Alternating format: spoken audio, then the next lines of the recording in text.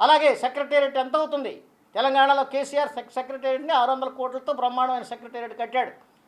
మరి మీకెందుకు ఇన్ని వేల కోట్లు ఖర్చు అవుతుందో మాకు అర్థం కావటం లేదు. తర్వాత ఇది చాలట్లేదు ఈ భూమి, ఇంకా 50,000 ఎకరాలు మేము తీసుకోవాలని చెప్పి అని అంటున్నారు మీరు రైతుల దగ్గర నుంచి.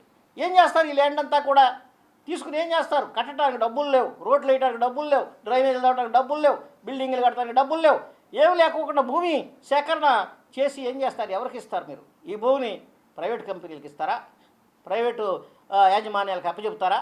అంటే మీ ఈ రాజధానిని ప్రజల రాజధాని అని మీరు చెబుతూ ఈ రాజధానిని క్యాపిటలిస్టులకి, పెట్టుబడిదారులకి మీరు అప్పచెబుతారా? మీరు వాళ్ళ అభివృద్ధి కోసం మీరు పాటుపడుతున్నారా, లేదా ఆంధ్రప్రదేశ్ ప్రజల అభివృద్ధి కోసం పాటుపడుతున్నారా? ఒక్క కంపెనీ కూడా ఆంధ్రప్రదేశ్ సంబంధించింది లేదు అక్కడ. మీరంతా ఇతర రాష్ట్రాలు, ఇతర దేశాల నుంచి వచ్చినటువంటి కంపెనీలకు మీరు ల్యాండ్ అలాట్మెంట్ చేస్తున్నారు. ఈ ల్యాండ్ అలాట్మెంట్స్ అనేటువంటిది కూడా పెద్ద స్కామ్గా తయారవుతుందని చెప్పి చాలా ఆరోపణలు వచ్చినాయి మీ మీద. వైజాగ్లో టీసీఎస్కి మీరు ఇచ్చినటువంటి 21 ఎకరాలు, ఎకరం సంవత్సరానికి 99 పైసలు లీజుకి ఇస్తారా? ఎలా ఇస్తారండి అది? 99 పైసల ఎకరాకి. దాని ధర గజమే దాదాపుగా చదరపు మీటరే 28,000 దాకా ఉంది అక్కడ. ఏంటి 28,000 ధర ఉన్నటువంటి భూమిని 99 పైసలకి మీరు ఎట్లా దీర్ఘకాలమైనటువంటి లీజ్ ఇస్తారు? దీనిలో స్కామ్ ఉందని చెప్పి ప్రతి ఒక్కరు కూడా విమర్శలు చేస్తున్నారు. కాబట్టి ఇలాంటి పనులు ఎందుకు చేయాలి మీరు? అది అబితే 21 ఎకరాలలో ఎకరమే 11-12 కోట్లు అవుతుంది. అది ఎకరం 12 కోట్లు అంటే 20 ఎకరాలంటే దాదాపు 240 కోట్లు మీకు ఇవాళ ఆదాయం వచ్చి ఉండేది. అది మీరు అమ్మినట్లయితే మీరు ఎందుకు లీజుకి ఇస్తున్నారు?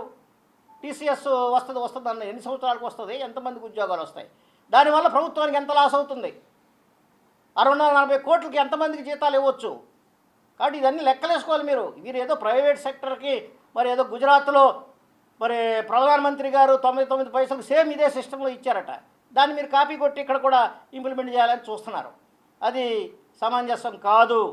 కాబట్టి మీరు 240 కోట్ల రూపాయల భూమిని మరి 99 పైసలకి ఇస్తున్నారంటే మరి ఎంత అన్యాయం! మీరు ప్రజలకు ఇచ్చినటువంటి వాగ్దానాలు నెరవేర్చే దిశగా, సంపద సృష్టించే దిశగా మీ ప్రభుత్వం ప్రయాణం చేస్తుందా అనేటటువంటిది ప్రశ్నించుకోవాల్సిన అవసరం ఉంది. కాబట్టి మీరు అది విరమించుకోవాలి. కాబట్టి ప్రైవేట్ సంస్థలకే దారాదత్తం చేయటం కాదు, ఇక్కడ ఉన్నటువంటి ప్రజలకి దారాదత్తం చేయండి. ఇక్కడ ఉన్నటువంటి ప్రజలకు కంపెనీలు పెట్టుకునేటట్టుగా ఎంకరేజ్ చేయండి. ఇక్కడ ఉన్నటువంటి ప్రజలకి ఆ భూమి ఉపయోగపడేట్లుగా చేయండి. ఆ యొక్క స్పోర్ట్స్ విలేజెస్ క్రియేట్ చేయండి, మరి ఎడ్యుకేషన్ విలేజెస్ క్రియేట్ చేయండి, మెడికల్ విలేజెస్ క్రియేట్ చేయండి.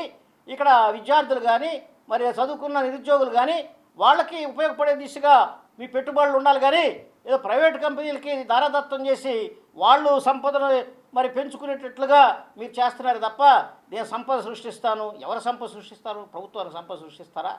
రాష్ట్ర ప్రజలకు సంపద సృష్టిస్తున్నారా?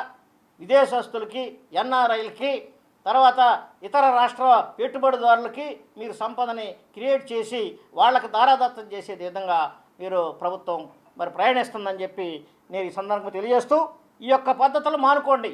కొంత పర్సంటేజ్ ఆఫ్ ల్యాండ్ పోని అవుట్ సైడర్స్కి ఇవ్వండి, అంతేగాని మొత్తం ల్యాండ్ వాళ్ళకి ఇవ్వడానికి మీకు వీల్లేదు. ఇది మా రాష్ట్రం, ఇది మా భూమి, ఇది మా ప్రజలకు సంబంధించినటువంటి భూమిని మీరు మా ప్రజలకే ఉపయోగపడేట్లుగా మీరు చేయాల్సినటువంటి అవసరం మీకుంది. మీరు చాలా అనుభవజ్ఞులు, మీకు అవన్నీ